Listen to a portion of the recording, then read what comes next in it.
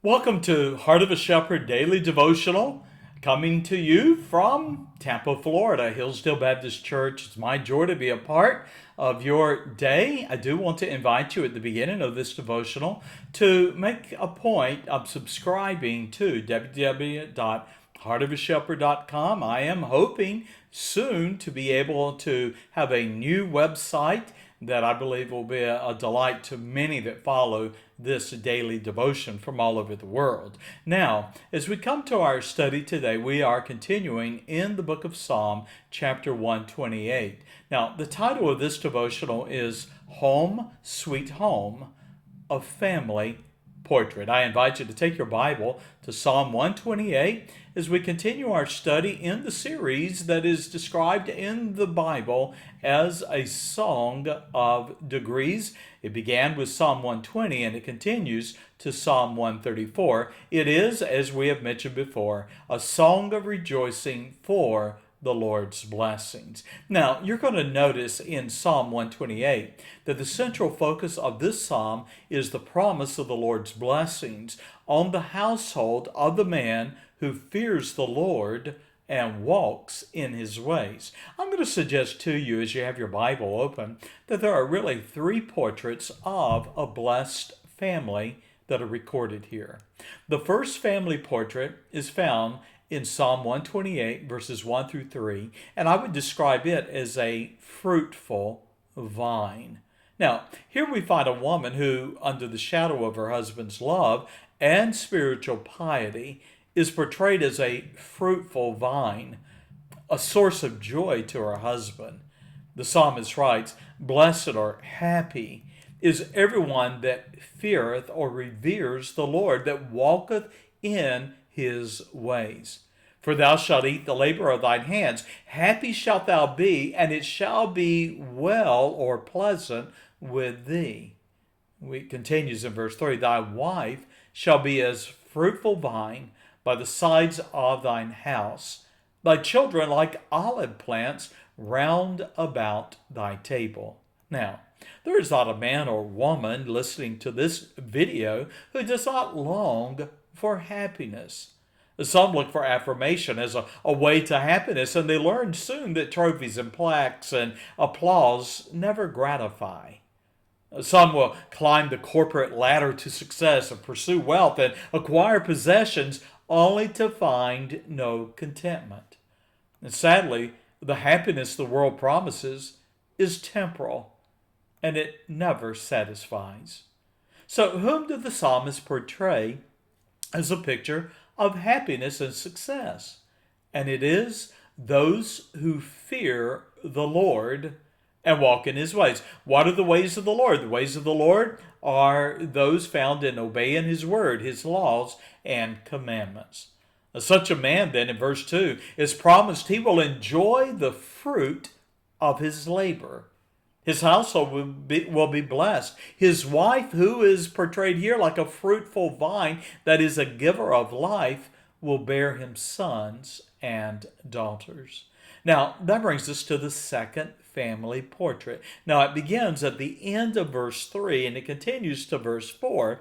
The second family portrait is a portrait of the man and his wife, now with his children, who are described like an olive tree. Now we read in verse 3, "Thy children like olive plants round about thy table.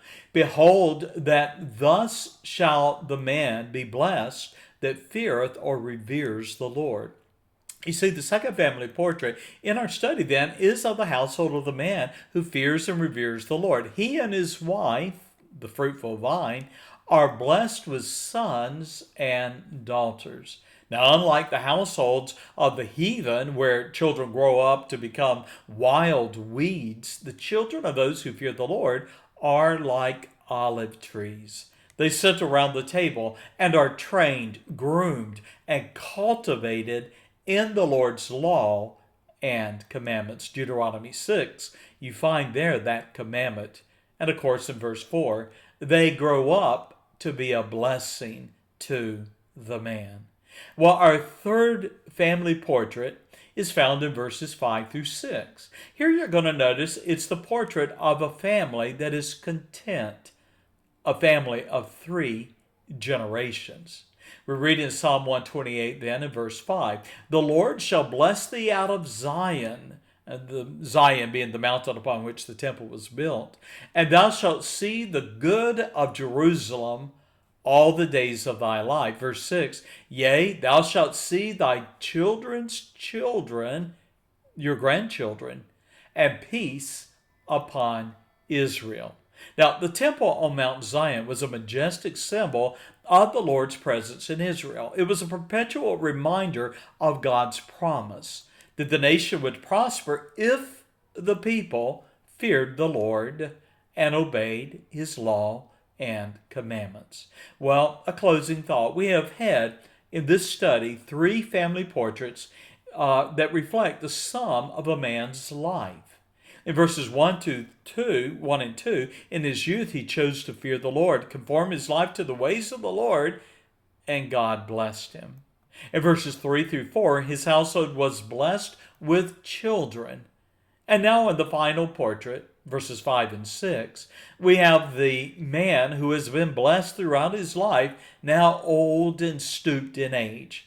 Though his body was weak, his spirit was strong, and he aspired to see the blessings of God upon himself and his nation.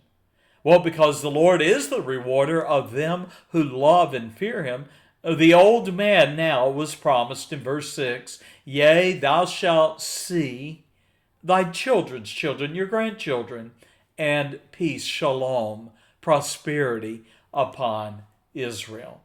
Well, I have an invitation for you as we close today. Notice that the 3rd family portrait was a picture of contentment, and the last verse served as a benediction. You know, you and I long for our life and family to be a portrait of joy, to be blessed, to see the Lord pour out his blessings on our home, and to live and see your children's children. Finally, like you, I long to see my country return to the Lord and enjoy shalom, the peace and the prosperity of the Lord. Well, those are admirable aspirations.